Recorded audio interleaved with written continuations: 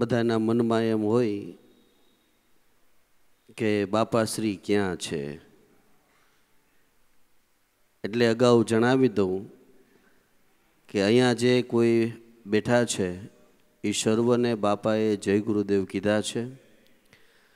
અને બાપા અને બા અને ઉત્તમભાઈ અને ચારુલબેન એ લંડન ગયા છે, એટલે વિદેશમાં છે. એટલે બધાએ સર્વને ભાઈ બહેનોને જય ગુરુદેવ કીધા છે.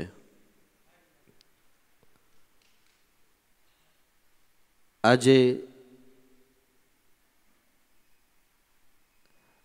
જેમ વડનું બીજ હોય એકદમ ઝીણું એવું રાઈના દાણા જેવું હોય ને, પણ જો એને જમીનની અંદર એ બીજને વાવવામાં આવે તો એ ધીમે ધીમે ધીમે ધીમે કરતાં બહુ મોટું વડવૃક્ષ થઈ જાય અને 1 વીઘા 2 વીઘા જેવડું પણ થઈ શકે. એમ આ સત્ય ભક્તિ રૂપી બીજ આ બાંદ્રા ગામની અંદર ઉગારામ બાપાએ વાવ્યું અને આજે એની શાખા પ્રતિ શાખા દેશ વિદેશની અંદર છે ને, દેશ વિદેશમાં છે. તો આ કેવળ ને કેવળ સત્ય ભક્તિ છે. ઉગારામ દાદા એમ કહેતા કે મને મારા સદગુરુ વીરસાગર બાપાએ જે પ્રતીતિ કરાવી છે, જેની ઓળખાણ કરાવી છે, જે મને નામ નિશાન બતાવ્યું છે, એ નામ નિશાને તો માળવ તમે માળવ મટી અને દેવ બની જાઓ. આ દેવગતિને પામી જવાની વાત છે. જો આપણે આપણા જીવનકાળની અંદર એક સામાન્ય મનુષ્ય અને એમાંય પણ ઘણા પ્રકારના વ્યવહારો અને આ વ્યવહારની અંદર પણ જિંદગી પર્યંત આપણે રચ્યા પૈચા રહી છીએ.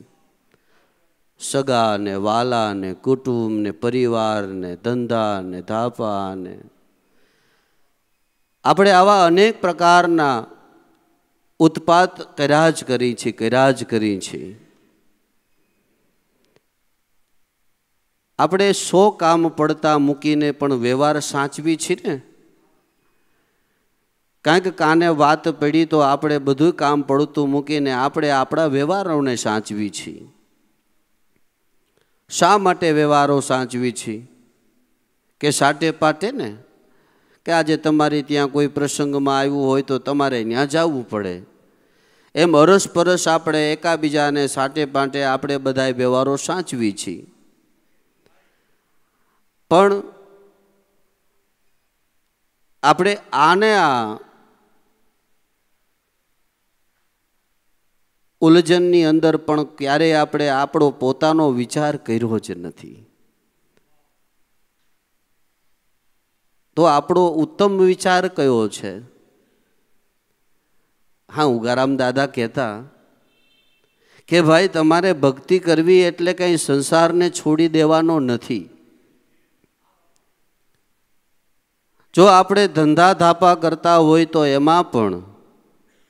એમાં નીતિમતો રાખવો, હક કમાઈનું ખાવું, ભગવાનથી ડરીને રહેવું. જો વ્યવહાર સાચવતા હોય તો એ બરાબર સાચવવું. પરંતુ માળાઓ આ બધું કામકાજ કરતા કરતા પણ મારા નાથનું ભજન કરી લેજો. આ ઉત્તમમાં ઉત્તમ વિચાર આવડો આ છે. આપણે પોતે પોતાનો કલ્યાણ ક્યાં રહેલું છે એનો ક્યારેય વિચાર જ નથી કર્યો. તો આ સમજણ માટે, આ જ્ઞાન પ્રાપ્ત કરવા માટે જ ગુરુના ચરણે જીવને જવાની જરૂર છે. આના માટે જ આપણે બધા અહીંયા બેઠા છીએ તો કાંઈ ફરવા તો આવ્યા નથી. કાંઈક પ્રાપ્ત કરવાને માટે, કાંઈક મેળવવાને માટે આવ્યા છીએ.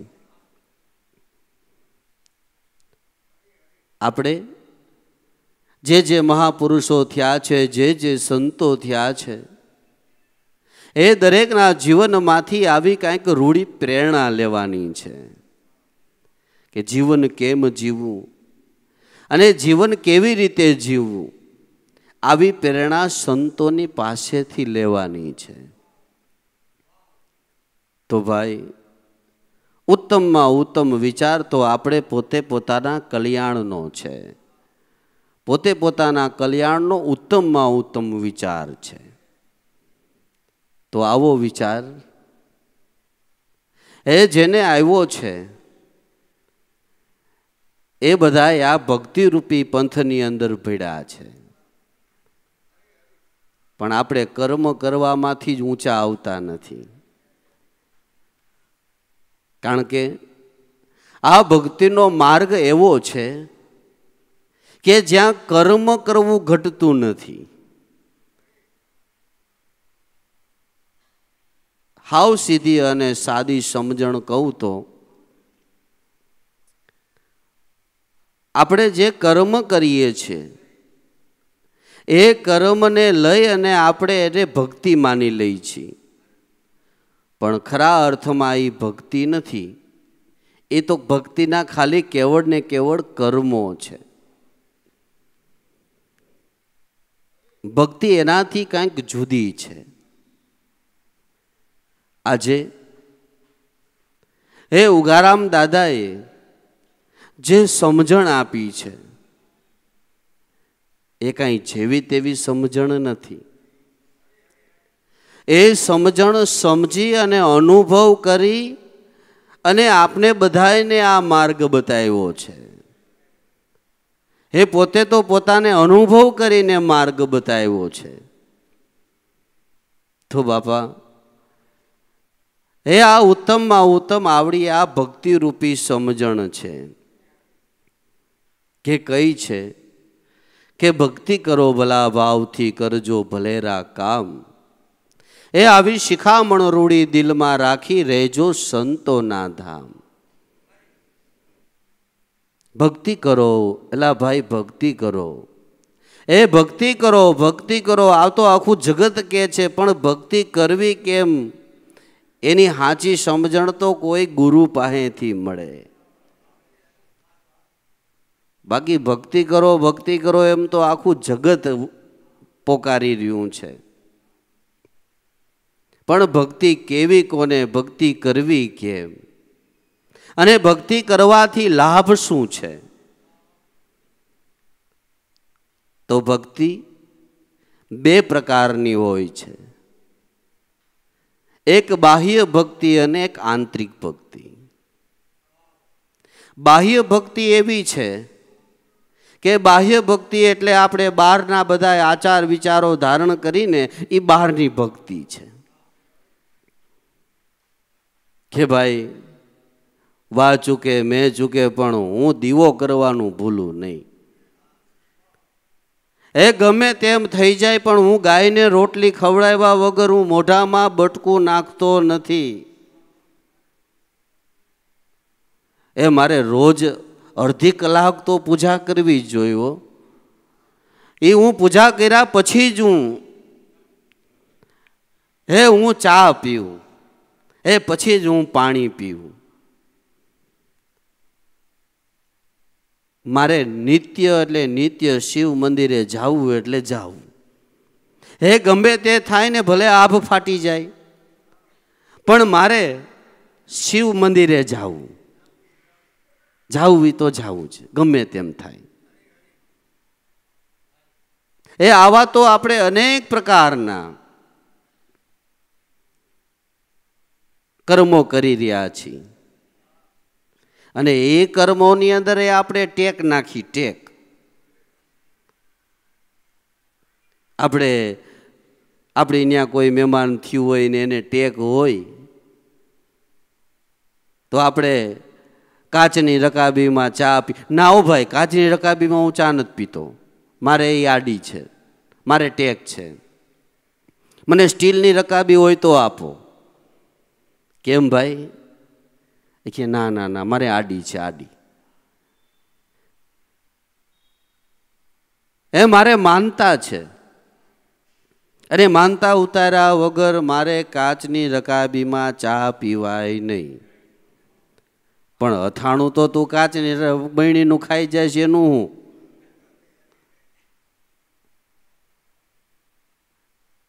આવી તો અનેક પ્રકારની ટેકને ગ્રહણ કરે. પણ ક્યારેક ઊંડાણપૂર્વક તમે વિચાર કરો તો તમે કાચની અડારીમાં પીવું કે સ્ટીલની અડારીમાં પીવું કે પિત્તળની અડારીમાં પીવું, તો હવે તો આ પ્લાસ્ટિકના ગ્લાસ આવ્યા એમાં પીવું કે પછી કાગળમાં પીવું, તમારે પીવી તો ખાલી ચા જ છે કે બીજું કાંઈ? હવે તમે એમાંથી કદાચ ગમે એકમાં ન પીવો તો એને ભગવાનને હું લેવા દેવા? કાંઈ ખરું? કાંઈ ખરું? પણ છતાંય ટેક ઈ તો ટેક મનમાં ધારણ કરી લીધી ટેક.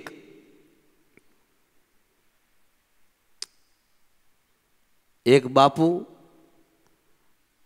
એ બાપુએ એવી ટેક લીધી કે મિષ્ટાન નહીં ખાવું, મિષ્ટાન નહીં ખાવાનું. એટલે બાપુ જ્યાં જ્યાં પધરામણીમાં જાય એટલે પધરામણીમાં ભાવથી બધાય ભોજન બનાવે, પણ મિષ્ટાન તો બનાવે. તો બધાને એમ થાય કે બાપુ આવે છે તો આપણે બાપુને મિષ્ટાન ખવડાવી.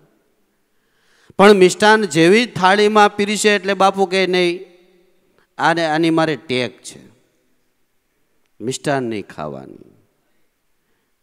એટલે રોજ બધાય સાદું ભોજન કરે, સાદું ભોજન કરાવે, સાદું ભોજન કરાવે. એમ કરતા દાળ ને રોટલો છે ને બાપુને અબખે ચડી ગયો કે હારું રોજ દાળ ને રોટલો. અને કેટલોય ટાઈમ થયો પણ હવે ટેક લઈ લીધી, એનું શું કરવું? પછી એક દિવસ બાપુએ નક્કી કર્યું કે હવે આ ટેકમાંથી ક્યાંક બહાર નીકળવું. એટલે દર વખતે જાણીતા ત્યાં ભોજન કરવા જાય એટલે એને તો ખબર કે બાપુ મીઠાઈ નથી ખાતા. એટલે વળી પાછો થાળીમાં દાળનો રોટલો આવ્યો. બાપુએ એની સામે જોયું કે બેટા કાંઈ મીઠાઈ છે કે નહીં? પણ કે બાપુ તમારે તો મીઠાઈની ટેક છે, પણ હવે ખાઈને કંટાળો, એનું શું કરવું? તો કે લ્યો એક કામ કરો, એક પાણીનો લોટો ભરી આવો. એટલે પાણીનો લોટો ભર્યો, દાળને રોટલાને બે હાથ જોડ્યા અને હાથ જોડી અને મંત્ર બોલ્યા કે હે દાળ તું મારી માં, હવે આમાંથી ઉતરી અને બીજામાં જા. એટલે એ બધું જે ટેક હતી મીઠાઈને અમે હાથ જોડ્યા અને મીઠાઈને બે હાથ જોડીને કીધું કે હે મીઠાઈ તું મારી માં, હવે આમાંથી ઉતરીને દાળ રોટલામાં જા. અને કીધું લાવો મીઠાઈ. એટલે આ તો ટેક આમ નામ ફર્યા જ કરે, પણ એમાં તમે દાળ રોટલો ખાવ કે તમે ન ખાવ એમાં કાંઈ ભગવાનને કાંઈ લેવા દેવા ખરા? કાંઈ લેવા દેવા નથી. કારણ કે એ ભગવાનને એની સાથે કોઈ નિસ્બત જ નથી. એ તમે કદાચ જે કાંઈ કર્મ કરો, કર્મ કરવામાં આપણે બધાય સ્વતંત્ર છીએ, પણ ભોગવવામાં આપણે કોઈ સ્વતંત્ર નથી. તમે ભલે ગમે તે કર્મ કરો, એમને ને તમારે ભગવાનને કાંઈ લેવા દેવા નથી. તું કર્મ કર બસ. એ કદાચ તમે ખાવ કે ન ખાવ એનાથી ફેર ન પડે. એ ઘણાય તો માથા મુંડાવી નાખે, વાળ બધા ઉતારી નાખે અને કાન નેતર પછી વાળની માનતા રાખે, લાંબા લાંબા લાંબા લાંબા વાળ કરે કે કેમ ભાઈ હમણાં આ બાલ દાઢીને વાળ વધારે છે? માનતા છે ને ભાઈ મારે રામાપીરની. એ મારીને આ બધું હારાવાના થઈ જાય ને પછી જ હું વાળ કપાવીશ. અરે તું આ મોવાળા વધારે એમાં રામાપીરને બાપા હું લેવા દેવા? કાંઈ લેવા દેવા ખરા? એ ઉલટાના માથામાં ટોલા પડે. પણ એમ નથી. એ ગમે એવી માનતાઓ તમે કરી નાખો, પણ માનતાઓની અંદર અમુક પ્રકારની ટેકને આપણે ગ્રહણ કરીએ, પણ એનાથી કાંઈ એટલે કાંઈ ભગવાનને ફાયદો જ નથી થતો, કાંઈ નથી થતો.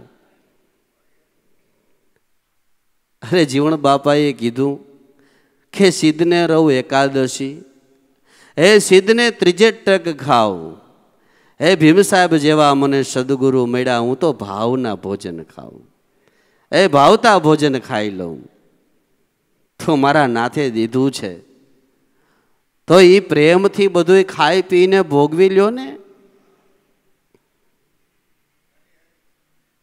ન મર ભૂખા ન રખ રોજા, ન જા મસ્જિદ ન કર સિજદા, હે વજુ કા તોડ દે કુજા, શરાબે શોક પીતે જા. હમેશા ખા હમેશા पी, न गफलत में रहो एकदम, नशे में शेर करो अपनी ओर, खुदी को तू जलाता जा, अगर है शौक मिलने का तो हरदम लोह लगाता जा. हमेशा खा हमेशा पी, न गफलत में रहो एकदम, खोटू गफलत में रह्या जेवुं नथी. हमेशा खा हमेशा पी. तो हमेशा शू खावानुं ने हमेशा शू पीवानुं. अहींया तो बोलवामां ध्यान राखवुं पड़े. पीवानी वात आवे तो अमुक एवा होय तो ई कंईक बीजुं ज समजे के आ तो पीवानी छूट आपे. पण हमेशा खा हमेशा पी. तो आ प्रेम रसनो जे प्यालो छे ने ई संतोए पीधो छे. अने ए पीवानी जुगती सुरताथी पीवानी वात छे. आ प्रेमना प्याला भर भर पीवे वही काम हमारा. ए आ तो ब्रह्मरस पीवानी वात छे. ए आ तो प्रेम रस पीवानी वात छे. ओला प्याला पीधे कांई कोई सुखी थया नथी. अने ए पेला जेने जेना घरमां आवी गया छे ए तो बिचारा दुखी छे. आ फरियाद लईने गुरुना द्वारे आवे छे के बापा हवे कांईक करो. पण पीधा जेवो तो एक राम रस छे, प्रेम रस छे, ब्रह्म रस छे. अने ए जेने पीधा ने एनो नशो कोई दिवस उतरतो ज नथी. नशो कोई दिवस उतरतो नथी. जेने आ प्रेम रस पीधो छे, हे जेने आ ब्रह्म रस पीधो छे, जेने राम रस पीधो छे. राम रस ऐसा है मेरे भाई, आने जो कोई पीवे ने तो ये अमर ज हो जाए. ए अमर थई जाव होय ने तो आ रामनु रस छे, ई रसायण छे. अने ई रसायण जेने पीधु ई बापा अमर बनी गया, अमर. हमेशा खा हमेशा पी. ए हमेशा ने माटे शू खावानुं छे तो ज्ञान रूपी शब्द ने खावानो छे. ए ज्ञान रूपी शब्द ने जेने ग्रहण कर्यो छे, एने जेने खाधो छे,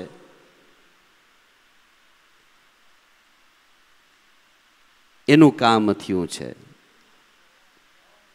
पीधा रे प्याला अमने प्रेमना, ए पिता आव्या अमीना ओडकार.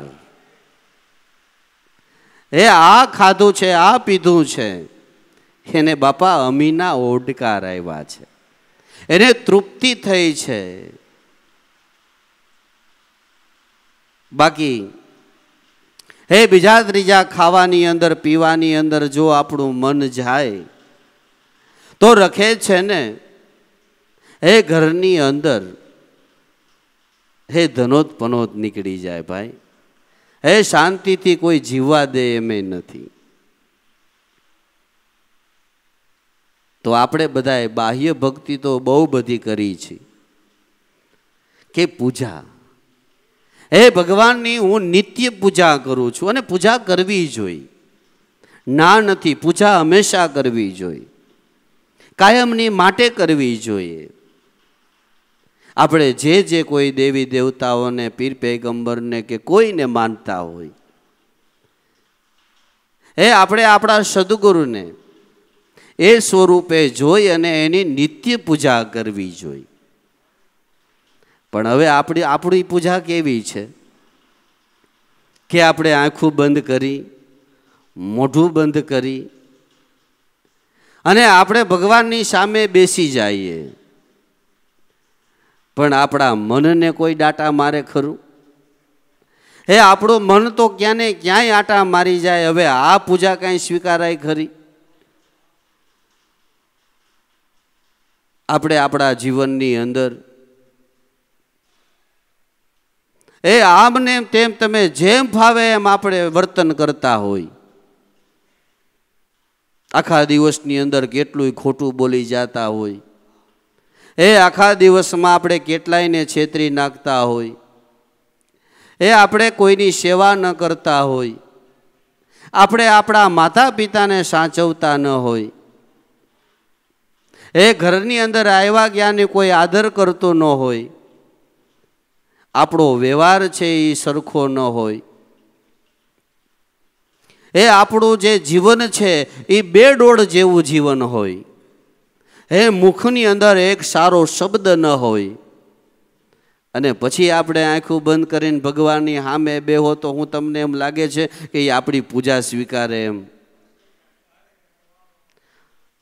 ન ખાવાનું ખાય, ન પીવાનું પી, ન કરવાના વર્તનો કરી અને પછી આપણે ભગવાનની સામે આંખું બંધ કરી અને બેસી જાય તો એ હું પૂજા સ્વીકારે એવું લાગે તમને? અને પૂજા કરવા બેસીએ ને એમાંય જુઓ તમે આપણો કેટલો સ્વાર્થ કે આપણે ગમે એ દુકાને અગરબત્તી વાળા નહીં જાય તો ત્યાં જઈને આપણે સુગંધ ગમે એવી જ આપણે અગરબત્તી લઈને ભાઈ આપણે કોઈ દી એમ કીધું ભાઈ મને મારા આ ભગવાનને ગમે ને એ સુગંધવાળી અગરબત્તી જોઈ, એવું ક્યારે વિચાર કર્યો? ઓલો વેપારી આપને કેટલાય પ્રકારની અગરબત્તી બતાવે પણ એ અગરબત્તીમાં જે આપને સારી લાગે ને એ અગરબત્તી આપણે લઈ, એમાંય આપણે. અને ફૂલ લેવા જાય તો ફૂલની અંદર આપણે આ ગુલાબના ફૂલ નહીં મને મોગરાના ફૂલ આપો, મોગરાના નહીં મને કમળના ફૂલ આપો, આ કમળના નહીં મને જાસૂદના જ ફૂલ આપો, આ જાસૂદના નહીં મને 12 માસીના ફૂલ આપો, આ 12 માસીના નહીં મને ગલગોટાના ફૂલ આપો. એમાં કેટલી વેરાયટી! અને એ આપને ગમે એવા પ્રકારના જ ફૂલને હાર લઈને જાય. અને એ ફૂલ તમે રાખો ને તો તમે જોજો ભગવાનની સામે નહીં રાખે, એની સામે રાખશે. તો આ બધું કોની માટે? આ બધું આપણને ગમતું જ કરી છે ને. ભગવાન કે આવી પૂજાનો હું કાંઈ મને કાંઈ આવી પૂજાની ભૂખ નથી, પણ આપણે કોકની મદદ કરીએ, આપણે કાંઈક સારા વિચારો ધારણ કરી, આપણે કાંઈક સારું વર્તન વર્તીએ, આપણે કાંઈક સારા બે બોલ બોલીએ, આપણે કોઈને દુભાવી નહીં, આપણે કાંઈક સારા સત્કર્મ કરીએ તો આ બધી આપણી પૂજા જ છે. આ બધી પૂજા આપણી ભગવાનને ચડી જ રહી છે. અને ભગવાન છે એ ભાવનો ભૂખો છે, ભગવાન છે એ પ્રેમનો ભૂખો છે, ભાવનો ભૂખો છે. બાકી ઊંડાણપૂર્વક વિચાર કરો તો તમે જે આપણે ભગવાનને ધરીએ છીએ તો એ દરેક ભગવાનને આપણે ધરીએ છીએ કાંઈ આપણે બનાવ્યું છે ભાઈ? આ કોણ જાણે શ્રીફળની અંદર કેમ પાણી વહી જાય છે, કોણ જાણે કેવી નળિયું ગોઠવી છે નહીં આપને ખબર. તમે ગમે તે સ્થળે હોય ત્યાંથી ભગવાનને માનસિક પૂજાથી આપણે ભગવાનનું પૂજન કરી શકીએ છીએ. એના માટે કાંઈ તમારે પલોઠી વારીને બેસવાની જરૂર નથી, ક્યાંય મંદિરને ક્યાંય ગોતવાની જરૂર નથી, પરંતુ તમે જે જગ્યાએ હોય ત્યાં જઈ અને શાંતિથી બેસી અને મનની અંદર જ આપણે બધો વિચાર કરી અને મનને શાંત રાખી અને જેટલું લેવાય ને એટલા મનની અંદર ભગવાનનું નામ લઈ અને મનને એકદમ નિર્મળ બનાવી અને ભગવાનના સ્વરૂપને જ તમે જે કાંઈ તમારા ભાવથી અર્પણ કરો ને એ એની ખરી પૂજા છે, સાચી પૂજા આવડી આ છે.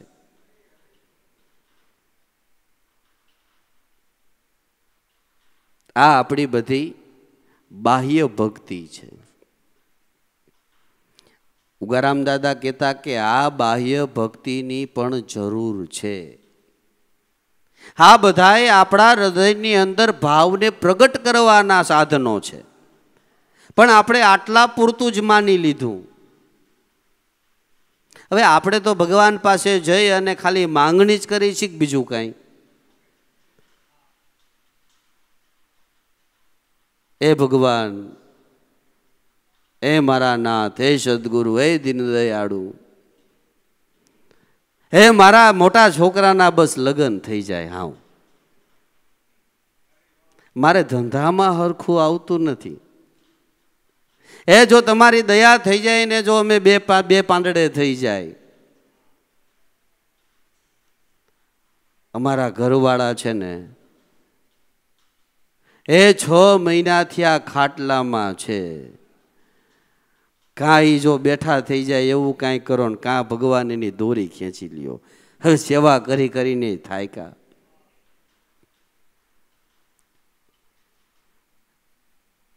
એ જો ક્યાંયથી મેળ ઉતરી જતો હોય ને તો 5,000નો જો મેળ થઈ જાય. આવી તો કેટલી બધી કલ્પનાઓ, કેટલી બધી, એની કોઈ સીમા જ નથી, એટલી કલ્પનાઓ. પણ ક્યારેય આપણે એવો વિચાર કર્યો ખરા કે આ બધું હું ભગવાનની પાસે માંગુ તો છું, પણ મને માંગવાનો અધિકાર શું છે? અરે મેં ભગવાનને શું આપ્યું? હું ભગવાનને શું આપી શકું? આપણે તો કેવળ ને કેવળ ભિખારી થઈને માંગવાનું જ ખૂટ્યું નથી. એ આપણે માંગ્યા સિવાય બીજું કાંઈ નથી. ઓલા બધાય મંદિરની બહાર માંગે છે ને આપણે મંદિરની અંદર માંગીએ છીએ, બાકી બે માંગવાનું જ કામ કરી છીએ.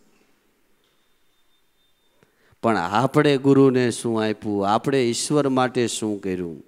એ આપણે ભગવાન માટે શું કર્યું? એનો ક્યારે આપણે વિચાર કર્યો ખરા? આપણે બેંકે જાઓ, તમે બેંકે કોઈ પણ બેંકની અંદર જઈ અને બેંકવાળા મેનેજરને કહેજો ને કે ભાઈ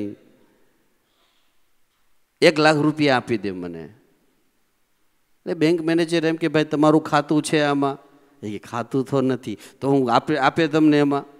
ભલે હું કહું બેંકની અંદર બધા પ્રકારના પૈસાઓ પડ્યા છે, ઘણા પ્રકારના, પણ તમને એમાંથી કાંઈ તમને 1 લાખ રૂપિયા આપે ખરા?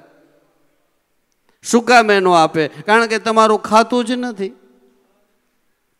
એમ આપણે ખાતું ખોલાવ્યા વગરની માંગણી કરી છે, સમજ્યા? ખાતું ખોલાવ્યું જ નથી અને માંગણી કરી છે. આ વાત તો પ્રાકૃત ધનની છે, પણ રામના નામના બેંકમાં કોઈ દી ખાતું ખોલાવ્યું?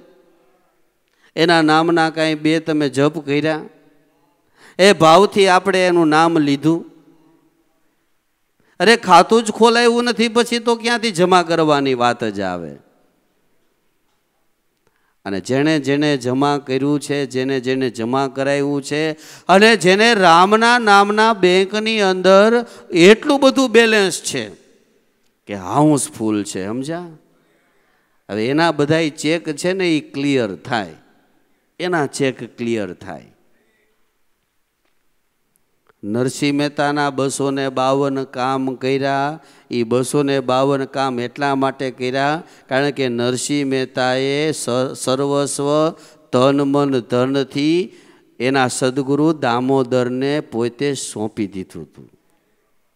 એના ભગવાનને જ સોંપી દીધું હતું અને એના નામ સિવાય બીજો એક શબ્દ લીધો નથી.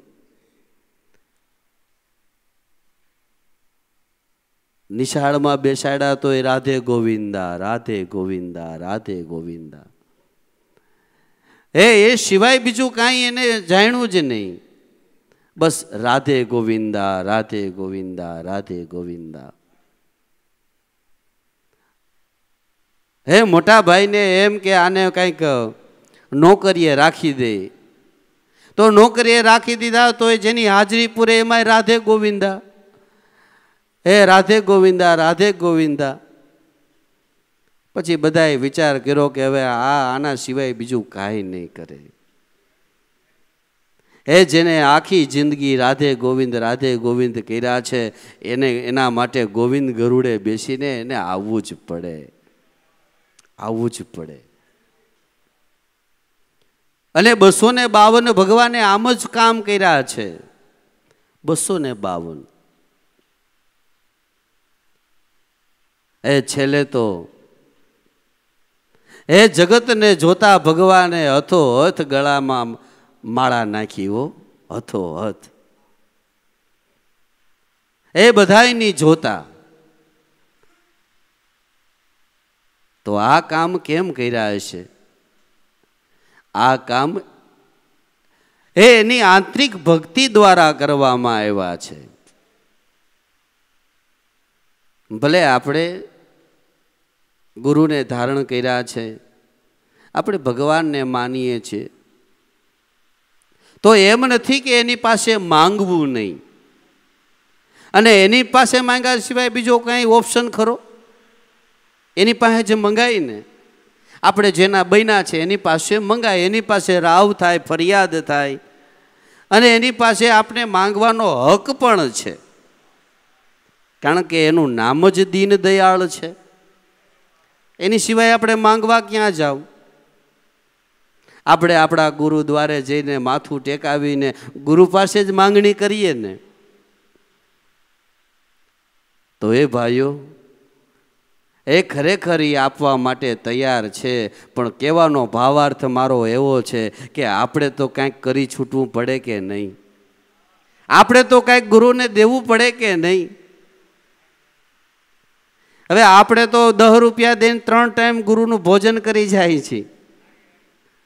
કાંઈ એ પૈસા તમે દો ને ગુરુ રાજી થાય એમ નથી. આ તો આપણી માનસિકતા એવી છે કે આપણે ગુરુના ચરણે ધન આપી, પૈસા આપી તો ગુરુ રાજી થાય એમ નહીં. ગુરુ તો ભાવના ને ભૂખ્યા છે, પ્રેમના ભૂખ્યા છે. એના નામના તમે 2 જાપ જપો ને, એ ખરેખર આપણી સાચી મૂડી છે. અને એ ગુરુની તેજોરીમાં એ નામરૂપી તમારું નાણું જમા થાય છે. અને એ જેણે જમા કરાવ્યું હોય ને, એને માંગવાનો પૂરો અધિકાર છે. અને એનો પછી લૌકિક અને અવલૌકિક 2 લાભ થાય છે. લૌકિક અને અવલૌકિક 2 કામ થાય છે. ઘોઘાવદરની અંદર જીવણ બાપાને જેલમાં પૂર્યા, અને જેલમાં પૂર્યા એટલે ભામ તો રાખી હતી, પણ 80 કોરીને બદલે વ્યાજ સહિત 800 કોરી લેવાની થઈ. અને એ સમયની અંદર જ્યારે જીવણ બાપાના જે નામનાથી જેને બળતરા થતી હતી અને કહેવાતા એવા જે પ્રપંચીઓ હતા, એ ગમે તેમ કરીને જીવણ બાપાને એની પરીક્ષા લેવાને માટે ને એની ફજેતી કેમ થાય એવા વિચારો કરી અને જીવણ બાપાને જેલમાં તો પૂરે. આનું લેણું બાકી નીકળે છે રાજમાં, તો આને જેલમાં નાખો. જીવણ બાપા કે હાલો ભાઈ, મારે તો અહીંયા ખાવું, ન્યાય ખાવું, મારે તો અહીંયા ભગવાનનું ભજન કરવું, ન્યાય કરવું, મારે તો બધું હરખું છે. જીવણ બાપાને જેલમાં તો પૂર્યા, પણ ઓલા બાવાઓને ખબર હતી કે આનો જે ઓલો રામસાગર એક તારો છે ને, આ ઈ વગાડે ને એટલે આવે, એટલે એને જમા કરાવડાવી દીધો. જીવણ બાપા વિચાર કર્યો કે જો એક વખત આવડું આ હથિયાર હાથમાં આવી જાય ને, એટલે હમણે બોલાવી લઉં. અને પછી ભાઈ જે કાંઈ જમાવટ કરી, એ જમાવટ કરતા કરતા કરતા કરતા 1 ભજન 2 ભજન હે કૃષ્ણ મારા કાજ સુધારો, હે શામળા મારા કાજ સુધારો, એ વારી વારી તમને કહું છું, હે કૃષ્ણ મારા કાજ સુધારો. એ એવા તો કેટલાય બધા ભજન ગાયા, પણ ભગવાનને ઘણીવાર યાદ કરવા છતાંય ભગવાન હળવેળાય નહીં. આવ્યા નહીં ને એટલે આ જીવણ બાપાને એમ થયું કે આટલા આટલા કામ કર્યા, હવે તને એક કામ કરવામાં તને હાલ શું આવે છે? કાં આવતા નથી? કારણ કે હવાર પડશે અને પાકી બેડી લાગશે એટલે મને તો કાંઈ જીવણ બાપા કે કાંઈ ફેર નહીં પડે, લાજ તારી જાહે. જીવણને બેડી પડશે તો લાજ કે તારી જશે, મારે કાંઈ લેવા દેવા નથી. અને ભગતને જો પેટમાં બળતું હોય તો આવડું આ બળે, એમાં એની લાજ નહીં પણ ભગતની લાજના ભગવાનને લાજ જાય છે, દુઃખ એને થાય છે. સાચો સાધક છે ને એ ગુરુનું ક્યારે એટલે ક્યારે બુરું સાંભળી શકતો નથી. ગુરુની નિંદા ન સાંભળી શકે એ સાચો સાધક છે. ભાગવતની અંદર લખ્યું છે કે જો કોઈ ગુરુની નિંદા કરે તો જો તમારામાં ત્રેવળ હોય, જો તમારામાં બળ હોય, શક્તિ હોય તો એની જીભ કાપી લેવી. અને જો તમારામાં એ સત્તા ન હોય, બળ ન હોય તો કાનમાં ડાટા નાખી ત્યાંથી વહી જાવું, પણ ક્યારેય કોઈ દિવસ ગુરુની નિંદા સાંભળવી નહીં. શાસ્ત્રોમાં લખ્યું છે. ભગવાનની નિંદા ક્યારેય સાંભળવી નહીં. જીવણ બાપા કે લાજ તમારી જાહે, મારે કાંઈ લેવા દેવા નથી. અને પછી જે છેલ્લું ભજન ઉપાડ્યું કે 80 કોરીમાં હું લોભાણો નથી જોતી, મારે લાખ 2 લાખ. એ આ 80 કોરીમાં હું લોભાણો, મારે થોડીક તારી પાસેથી લાખ 2 લાખ જોઈ છે. અને 80 એ મારી જમા છે એ માંગુ છું, તારી હું ક્યાં માંગુ છું? અને કદાચ લાખ દેવી પડે તો એ આપણું બેલેન્સ પાકું છે, લાખ દેવી પડે તો એ આપણું લાખ ઉપરનું બેલેન્સ છે, એ દેવી પડે. પણ હું ક્યાં લાખ માંગુ છું? એમાંથી 80 તો દે. એ 80 કોરીમાં હું લોભાણો, મારે નથી જોતી તારી લાખ 2 લાખ. એ હવારે આ પાકી બેડી લાગશે અને જાશે તારી લાજ. એ હવારે પાકી બેડી પડશે ને તો લાજ તારી જાહે. એમ છતાંય ભગવાન નો આવ્યા અને પછી નો કહેવાના શબ્દ એને કાઢ્યા કે જીવણ કહે જગદીશને, એલા ક્યાં ગયા તારા હજારો હાથ? હે જીવણ પૂછે જગદીશને, હે ક્યાં ગયા તારા 1000 હાથ? તારા 1000 હાથ ક્યાં ગયા? એ જે હાથની અંદર બોરડીના એક એક બોરને જેને શબરીના વીણી લીધા હતા એ અત્યારે ક્યાં ગયા? ક્યાં ગયા તારા? માટે એ આ દેવકીને પેટ પાણો જન્મો હોત ને તો ઓલા ધોબીડાને ધોવા તો થાત. અરે ન્યા સુધી કહી દીધું, હે ભગવાન, એ મારો વાક શું છે, મારો ગુનો શું છે કે આવતો નથી? ન કહેવાના શબ્દ કહી દીધા. એ ઓલા દિવાળિયાને દીઠો, એ તમે કોઈ ઓલા દિવાળિયાને દીઠો, ન્યા સુધીના શબ્દ જીવણ બાપાએ કહી દીધા. એ કોણ કહી શકે કે જેણે એક એક શ્વાસની અંદર ભગવાનનું ભજન કર્યું છે? એ કહી શકે.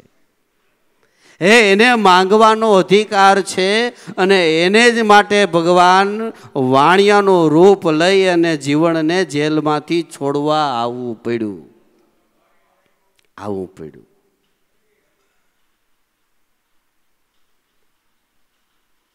ગમે તેમ કરીને આવવું પડ્યું. કારણ કે આના બેંકની અંદર રામના નામનું બેલેન્સ હતું. હવે આપણે તો ખાતું જ ખોલાવ્યું નથી ને કેવળ માંગણી જ કરવાની. કેવળ માંગણી ના, આપણી કાંઈક ભૂલ થાય છે, આપણી કાંઈક સમજણમાં ભૂલ છે, સમજણમાં ભૂલ છે. માંગવાનો અધિકાર તો એનો જ છે કે જેને કાંઈક એના માટે કર્યું છે. બાકી એ કાંઈ આપણા માટે નવરો બેઠો નથી કે આપણે માંગીને આપને આપી દે. ના ના, એમ નવરોય બેઠો નથી. હે કોઈ કીધું ને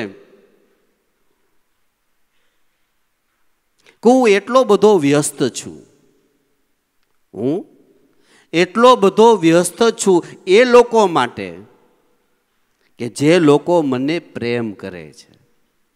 ભગવાન એમ કે છે કે હું એટલો બધો વ્યસ્ત છું કે જે લોકો મને પ્રેમ કરે છે. મારી પાસે એવો સમય નથી કે જે મને યાદે કરતા નથી. એવો સમય મારી પાસે છે જ નહીં. તો ભાઈ આપણે તો કાંઈક થોડા કાંઈક બે ડગલા ભરતા હોય ને તો ખરેખર એમાં એની કૃપાને માનજો.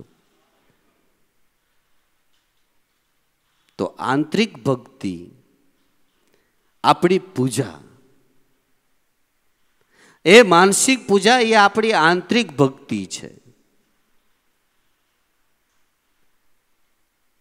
એ પછી ભક્તિના બીજા બે પ્રકાર કહેવામાં આવ્યા છે. એક નિષ્કામ ભક્તિ અને એક સકામ ભક્તિ. આપણે બધાએ કરી રહ્યા છીએ સકામ ભક્તિ કરીએ છીએ. સકામ ભક્તિ કોને કહેવાય કે એમાં ઊંડાણપૂર્વક આપણી કંઈક કામના રહેલી છે, કંઈક કામના રહેલી છે. એ સકામ ભક્તિ છે. અને સકામ ભક્તિ કરવા વાળા જાજા છે, જાજા સકામ ભક્તિ કરવા વાળા. કંઈક મેળવવા માટે, કંઈક પ્રાપ્ત કરવા માટે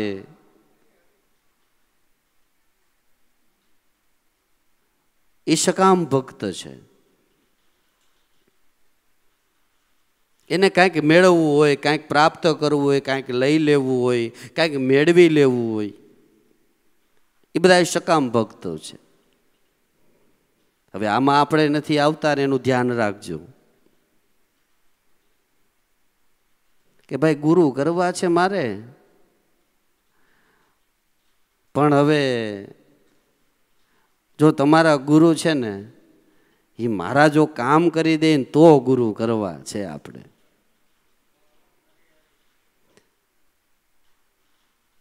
જો મારા ઘરમાં કાંઈક સારું થઈ જતું હોય ને તો ગુરુ કરવા છે.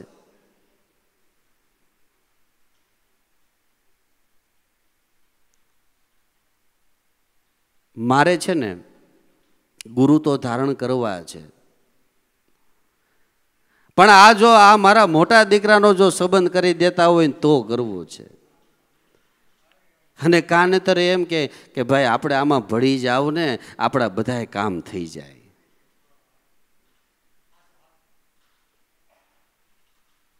અને એવી હોય તો એ અફવા ઘણી ફેલાણી છે કે ઉગમ ફોજના અંદર જાય ને એટલે આપણે સુખી થઈ જાય. સાચી વાત છે, સુખી થઈ જાય, પણ લૌકિક સુખ નહીં, પણ જો ખરેખર ધ્યાન આપે ને તો અવલૌકિક સુખી થઈ જાય છે. અવલૌકિક સુખી. અને એ સુખના દાતા બીજા કોઈ નહીં પણ સદગુરુ પોતે છે. એ અવલૌકિક સુખ આપે છે. બાકી આપણે બધાય તો લૌકિક સુખની ઈચ્છાએ જ આપણે ભક્તિ કરી છે. સકામ ભક્ત કેવળ ને કેવળ લૌકિક સુખ માટે. પણ યાદ રાખજો, લૌકિક સુખ મેળવવા માટે ભક્તિ કરવાની નથી. ગુરુ ધારણ કરીએ, આપણે ભક્તિના માર્ગમાં જઈએ તો ક્યારે એવો વિચાર ન કરવો કે મારે બે પૈસાની સગવડતા થઈ જાય, અમારા ઘરમાં માંદગી ન આવે, અમારા ઘરમાં રોગ ન આવે, અમારા ઘરમાં આમ ન થાય, અમારા ઘરમાં આમ ન થાય. એવી ક્યારે કોઈ દિવસ આકાંક્ષા કરવી નહીં. પરંતુ જેના ઘરમાં ભક્તિ આવે ને તો આવા દૂષણો તો આપ મેળવ્યા જાય. એને કાઢવાનો પ્રયાસ નથી કરવાનો, એ આપ મેળે વયા જાય છે. પણ મુદ્દાની વાત કે આપણી ભક્તિ નિષ્કામ ભાવની હોવી જોઈએ. ઘરની અંદર એક એવો જો કોઈ શ્રદ્ધાવાન ભક્ત જન્મે ને તો ભગવાન કે હું એની 71 પેઢીનું હું સુખ આપી દઉં છું. 71 પેઢીનું અલૌકિક સુખ. જે સુખ કોઈ દિવસ ખૂટવાપણું કે એના પાછળ દુઃખ આવવાપણું જે નથી.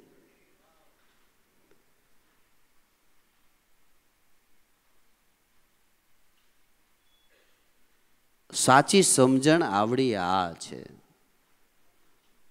બાકી તો એ મનની અંદર થોડીક એવી શંકા રહી જાય તો જે માર્ગ આપણો ખુલ્લો છે એ રૂંધાઈ જાય છે. ધ્યાન રાખજો, ક્યારે ભક્તિ માર્ગની અંદર ક્યારે પણ ગુરુની અંદર શંકા કરવી નહીં.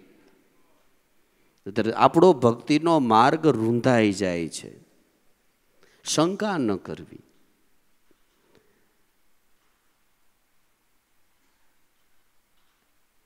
હે ભગવાનના પરમ ભક્તો થયા એને દુઃખ આવ્યા છે.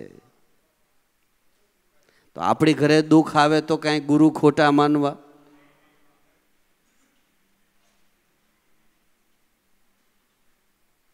અરે દુઃખ તો ખરા સુખનું કારણ છે.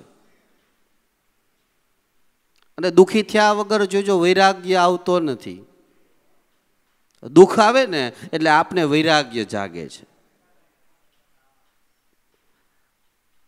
માતા કુંતાએ ભગવાનને 2 હાથ જોડીને કીધું કે હે ઠાકર,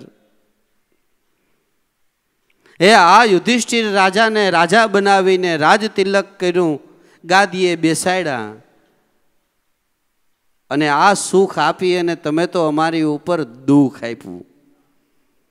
કારણ કે જ્યારે જ્યારે દુઃખ હતો ત્યારે ઠાકર ભેગો હતો ને.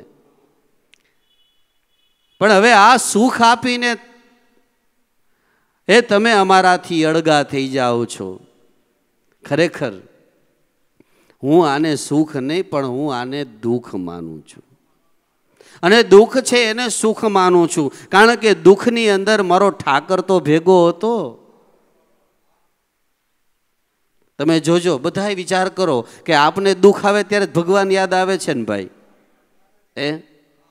બાકી આપણે નિરોગી હોય, ભગવાનની દયા હોય, બધું હારાવાના હોય તો આપણે કોઈ ક્યારે ભગવાનને યાદ કરતા નથી.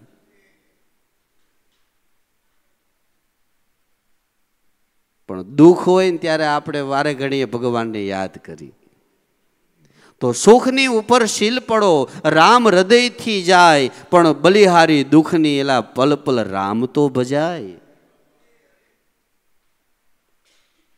દુઃખ છે એ વૈરાગ્યનું કારણ છે. અને વૈરાગ્ય જન્મા વગર આપણે ખરું જ્ઞાન પ્રાપ્ત થતું નથી. ખરું જ્ઞાન પ્રાપ્ત થતું નથી. વૈરાગ્ય.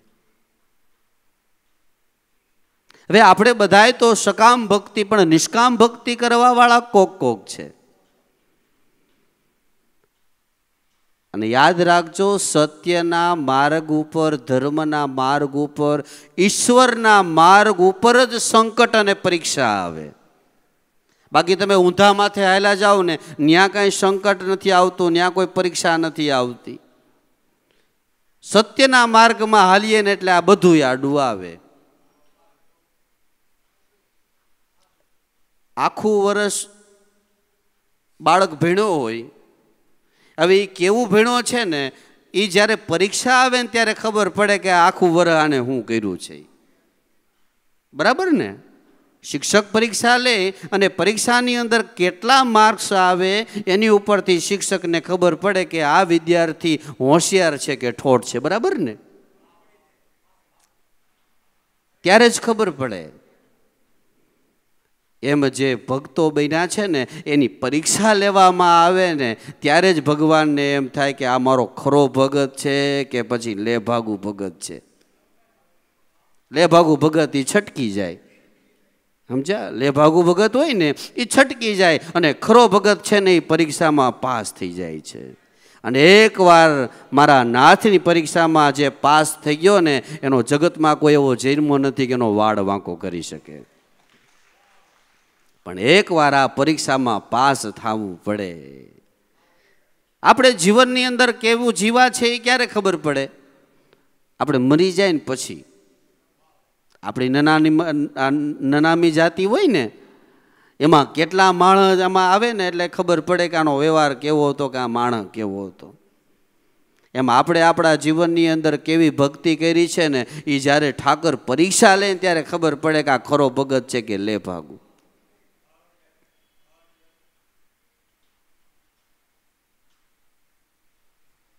ખરો ભગત ગમે એવી પરીક્ષાની અંદર એ પાસ થઈ જાય છે. પ્રહલાદની કેટલી પરીક્ષા લીધી?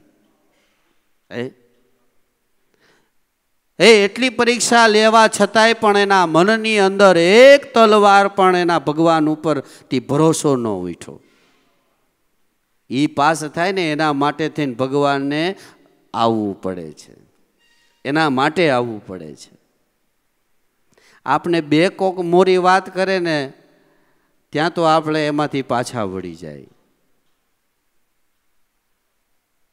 એવું નથી.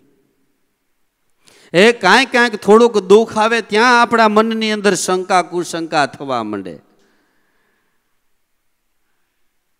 પણ જુઓ તમે, ભક્તની વાત બરાબર છે, સંતોની વાત બરાબર છે, ઋષિમુનિઓની વાત બરાબર છે, પણ ભગવાન જે અવતાર ધારણ કરીને આવ્યા છે એને આ તો આવ્યું છે કે નહીં? અવતાર ધારણ કરીને આવ્યા છે એને આ તો બધું આવ્યું છે કે નહીં? દુઃખ એને આવ્યું છે. પણ છતાંય કોઈ દિવસ ક્યારે તમે જુઓ ક્યારે દુઃખના ગાણા ગાયા છે એને? કોઈ દિવસ નહીં. કોઈ દિવસ નહીં. ભગવાન રામચંદ્રને જ્યારે વનવાસ થયો ત્યારે એને એના પિતાને એમ કીધું કે વચન તો તમે આપ્યું હતું, મેં થોડુંક આપ્યું હતું, હું નથી જવાનું. તો ના પાડી દીધી તો હું કાંઈ દશરથ રાજાને કંઈ કહેવાના હતા ખરા? પણ પોતાના પિતાના વચને વચન જે પૂર્ણ પુરુષોત્તમ ભગવાન રામચંદ્રજી છે એને ખરેખર આ જગતની અંદર એ આપણા બધાને માટે પ્રેરણારૂપ એને નિર્ણય લીધો કે મેં મારા પિતાનું વચનને માન્ય રાખી અને 14 વર્ષનો વનવાસને ભોગવું.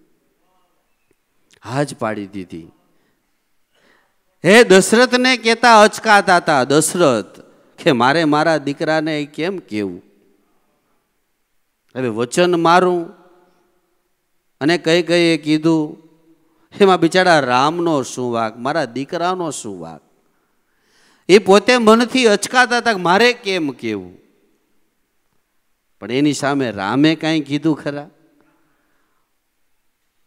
ઉલટાના રાજી થઈને ભગવાને કીધું કે વાહ પિતાશ્રી, તમે તો મને સારામાં સારો યોગ આપ્યો છે, સારો યોગ કે હું વનની અંદર જઈશ. એ વનની અંદર કેટલા બધા પ્રકારના સંતો ઋષિઓ એ બધાના દર્શનો થશે. વાહ, બહુ સારામાં સારો મને તમે યોગ આપ્યો છે. અને એ યોગ આપણા જેવા કેટલાય જિજ્ઞાસુને માટે જ આવી રીતે સંતો વિચરણ કર્યા જ કરે છે, કર્યા જ કરે છે.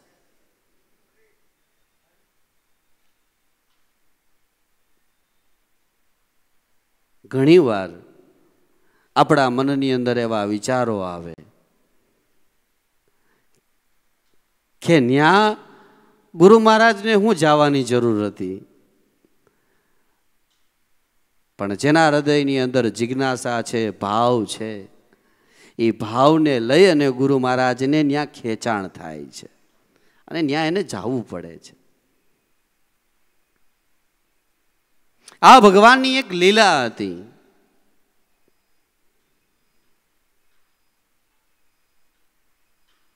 વનની અંદર ફરતા ફરતા જ્યારે ભગવાન એ વનની અંદર જાય છે, એક ગૃહ્ય રાજા કરીને ભીલ જ્ઞાતિના રાજા હતા. ભીલ જ્ઞાતિના પણ એ ભગવાનના પરમ ભક્ત હતા. ભગવાન રામચંદ્રના પરમ ભક્ત હતા. એટલે એને ખબર પડી કે ભગવાન સાક્ષાત ભગવાન આપણા વનની અંદર આવ્યા છે. એટલે ભીલ જ્ઞાતિઓના કેટલાયને લઈ અને ભગવાનના સ્વાગતની માટે જાય છે. આ બાજુ ભગવાન રામચંદ્ર એ સાથે જાનકીમાં અને લક્ષ્મણજી આ ત્રણેયને આવતા જોતા જ આ રાજા છે એના ચરણમાં પડી ગયો. ઓહો, એ અમારા તો અહો ભાગ્ય કે આપ અમારે આંગણે પધાર્યા. આવો આવો, પધારો પધારો, એ અમારા ઘરે આવો. ભગવાન પ્રેમને વશ થઈ અને એ રાજાના ઘરે જાય છે. રાજાના ઘરે ગયા એટલે ભક્તએ ખૂબ ભાવથી ભગવાનની પૂજા કરી. ભગવાનને એ પૂજા કરી અને ઊંચે આસન ઉપર બેસાડ્યા. પણ ત્યાં તો સાંજનો સમય થયો ને, એટલે ભગવાને કીધું કે હવે મને રજા આપો, મારે જાવું છે, કે મને રજા આપો. એટલે રાજાએ કીધું કે ભગવાન, એ આ ઘર અમારું ક્યાં છે? આ તમારું છે ને, એટલે આજે તમે અમારા ઘરે રોકાઈ જાઓ. પણ જો ભગવાને એના જીવનની અંદર એક પણ મર્યાદાનું ઉલ્લંઘન કર્યું નથી.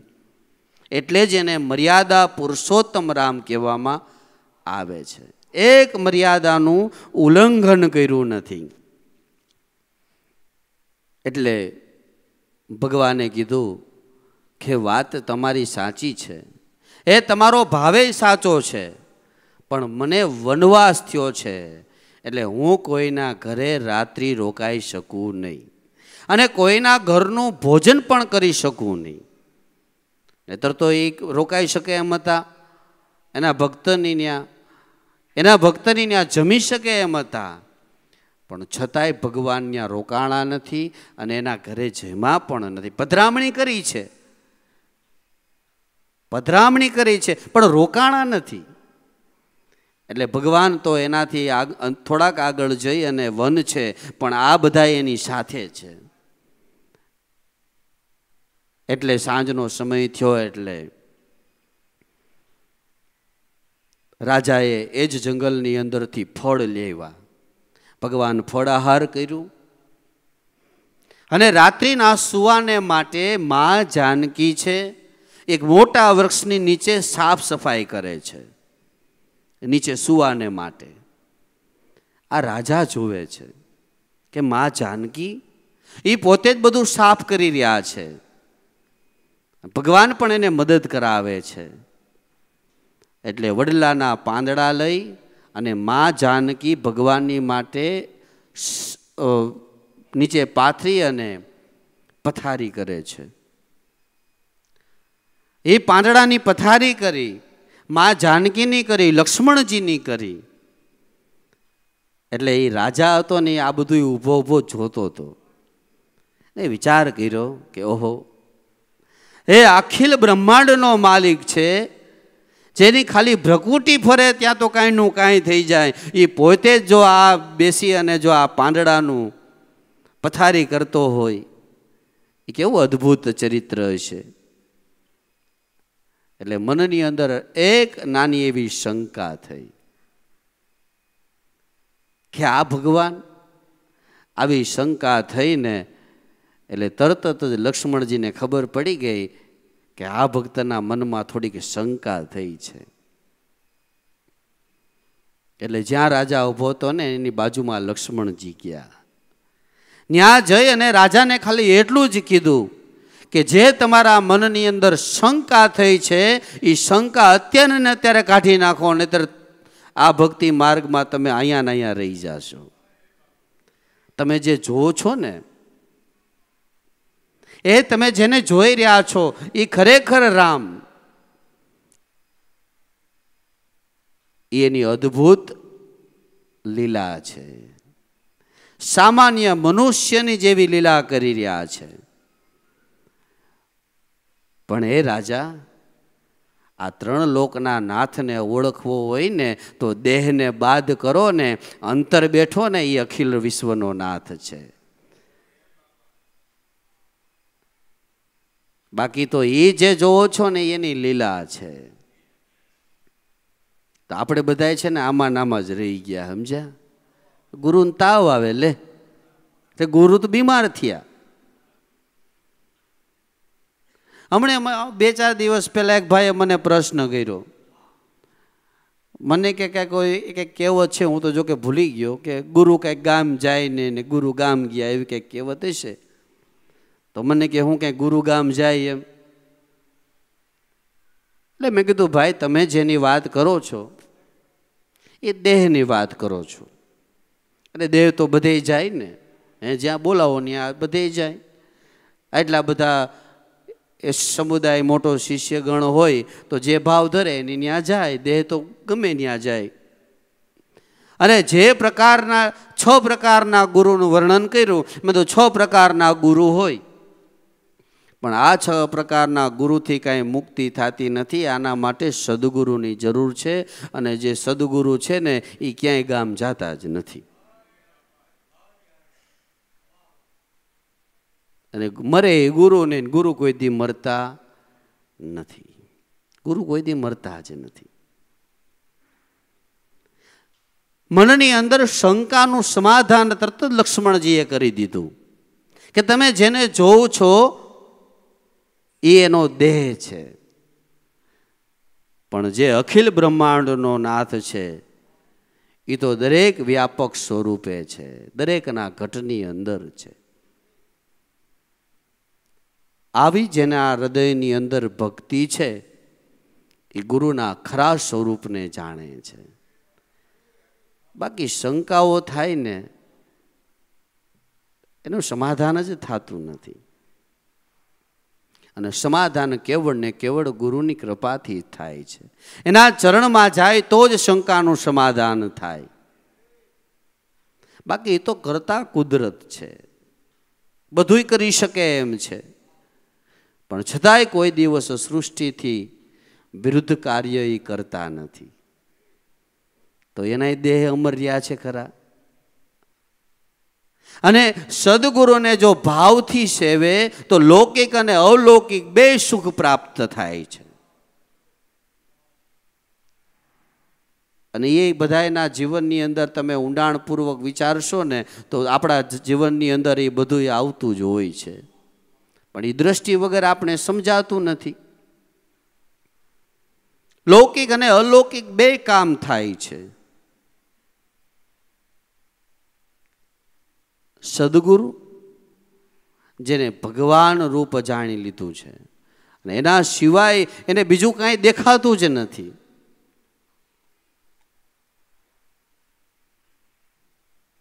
પ્રગટ પ્રમાણો છે, પ્રગટ પ્રમાણો.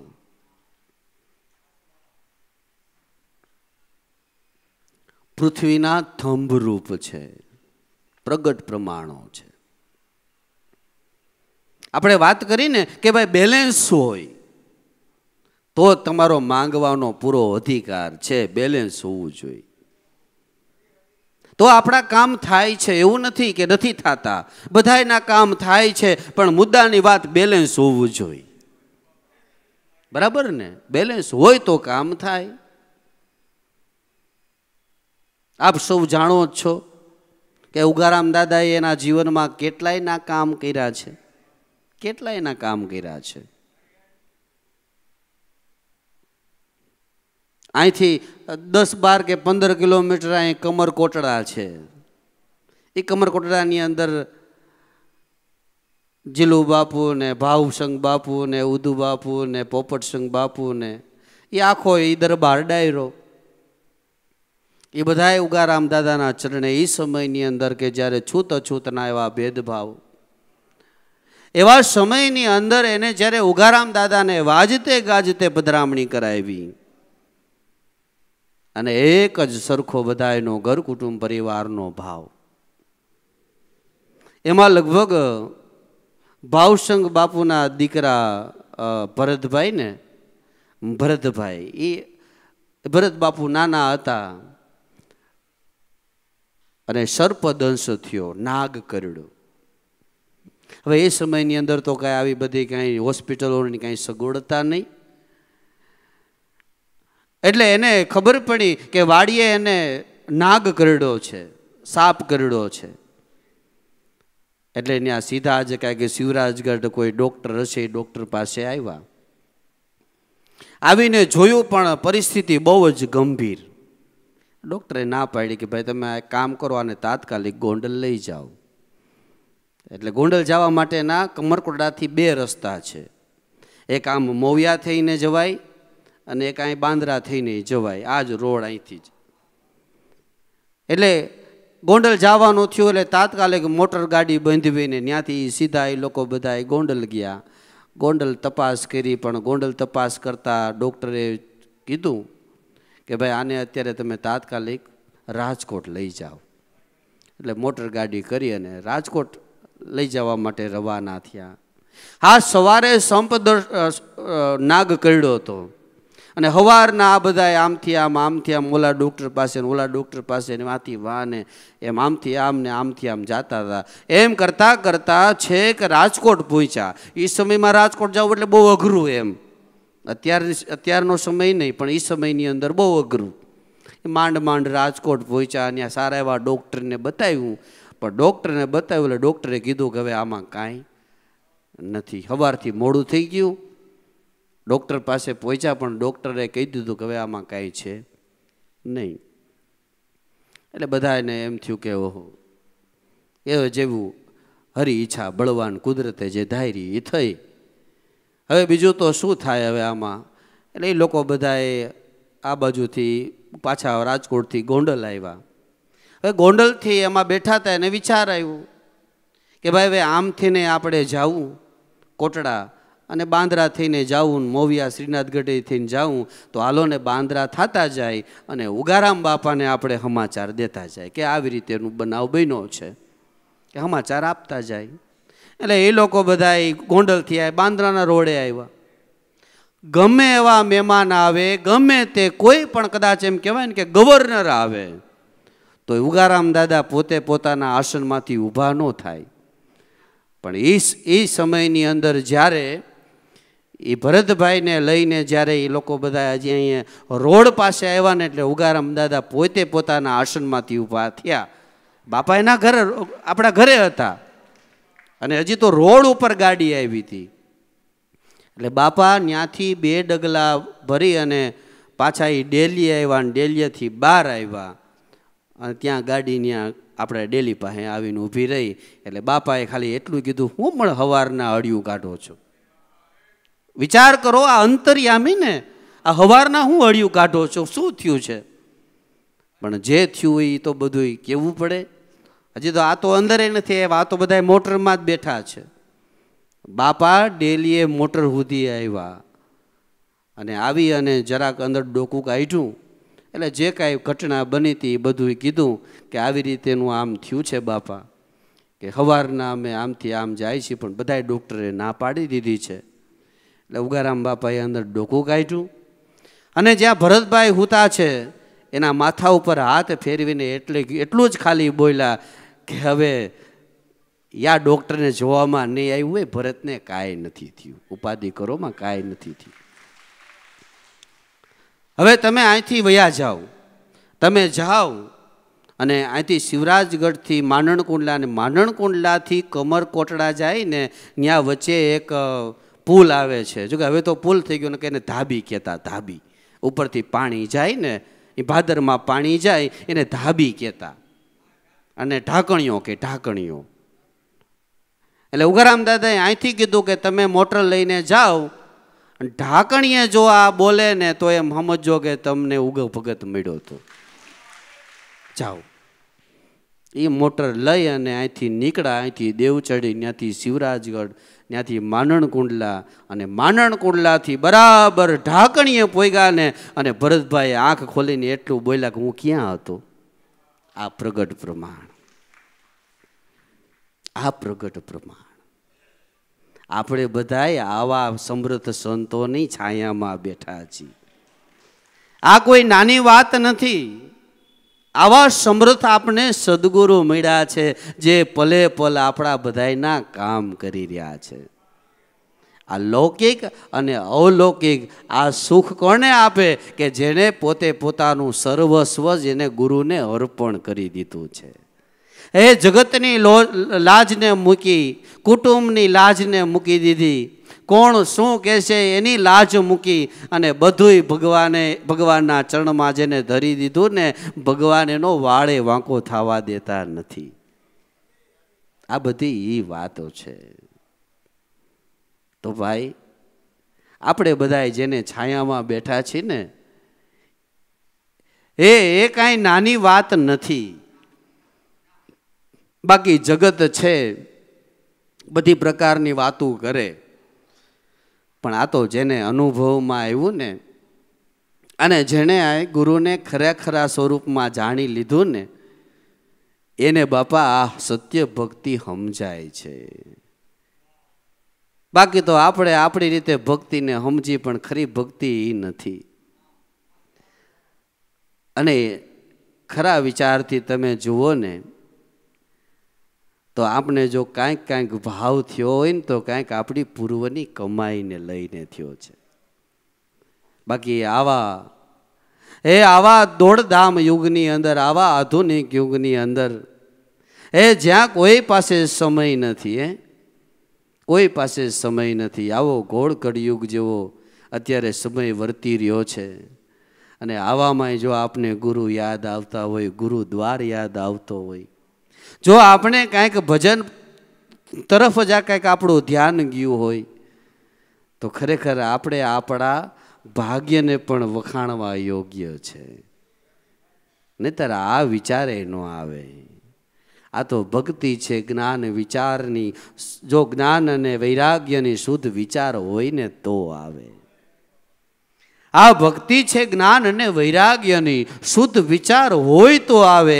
કહે કલ્યાણ જીવનદાસને, આ ફેરો તો કોઈ સમજવું ને ફાવે. કોકને આ ફેરો ફાવે છે. બાકી નિંદા કરવામાંથી જ બાપા આપણે ક્યાં કોઈ નવરા છીએ?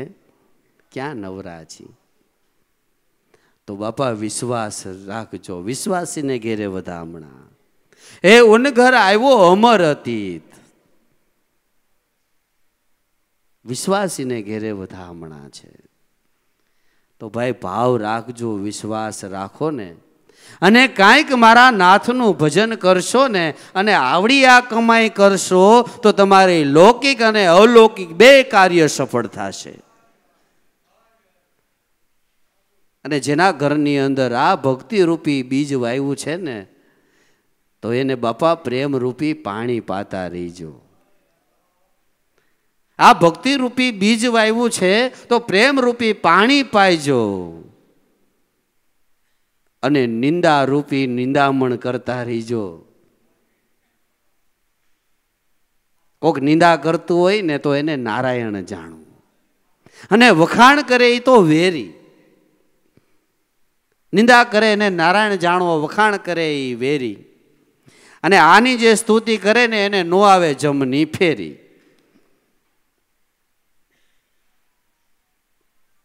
કોઈ કે ભાઈ ત્યાં હું જાઉં છો, ત્યાં તમે હું જોઈ ગયા? અરે ત્યાં તો ખાલી ધક્કા, કાંઈ પ્રમાણ ખરા, કાંઈ પરચા ખરા? તો તમારે ચોખ્ખું છાતી ઠોકીને કહી દેવું, અમારે પ્રમાણે જોતું નથી ને અમારે પરચાય જોતા નથી, પણ મેં સદગુરુ ધાર્યા છે, મારા ભગવાન છે, મારે એને સેવી લેવા છે. બસ વાર્તા પૂરી.